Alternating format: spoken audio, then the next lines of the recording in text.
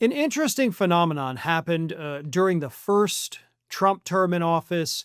It hasn't necessarily happened yet this term, but I do expect that it will happen at some point. There were articles written about it, and it was Trump fatigue. The American public seems to go through cycles, right? Most of the time, we're glued to every stupid thing Donald Trump does because it's like watching a train wreck.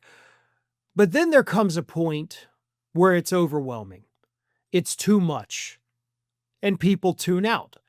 You'll go through these cycles. We notice it in our traffic again during the first term, and we haven't seen it yet this time, but I do know it's coming, where people just, for like a couple weeks, are like, we can't.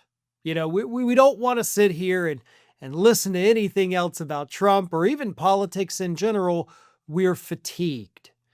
And that brings me to our next question from this series of Q&A.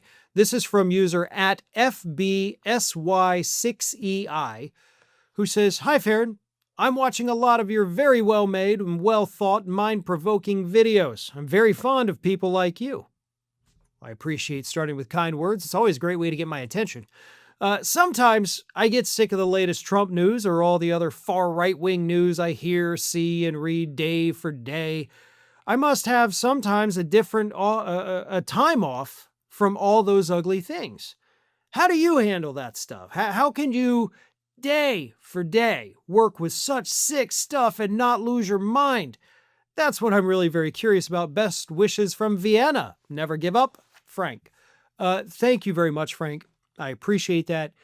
And look, how do I do it? Because it's my job. I'm not doing it because it's like, oh man, I love talking about Trump. It's people need to know these things, so I do it. And trust me, I feel the same way many, many times. It is exhausting. It is stupid. I've actually gotten to the point now where on Saturdays, I don't look at the news. That's the first time throughout my entire career, over 21 years doing this, where I've actually finally set aside a day where I'm like, I'm not doing it. I'm not looking, I'm not reading, I'm not hearing, I'm not getting on social media. I'm not doing any of that on Saturdays anymore.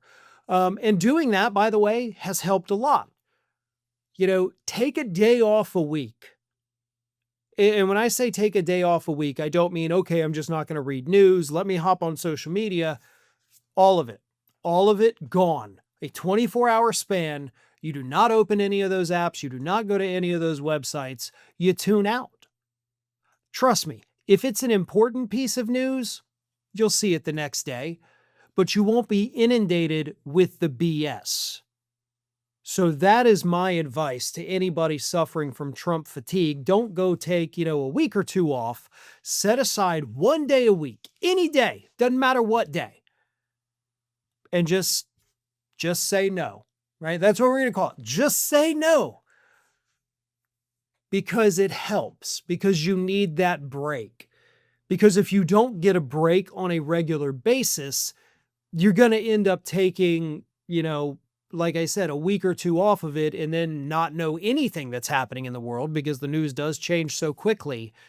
But if you get those small breaks more frequently, it's a good way to help with your mental health. It's a good way to kind of unplug, not just from the political news of everything with the Trump news, but from all the horrible things. Look, the news exists not because things are going great and have always been great in the world. News exists today to scare you. It exists to tell you all the bad things happening around you. So tune out. Don't open your apps on any one day of the week. Hopefully everybody doesn't pick the same day of the week, but do it unplugged for 24 hours a week. And trust me, you'll be much better for it. Thanks for watching. And if you are not already subscribed to the channel, please do so. And do not forget to like and comment and share widely among your friends.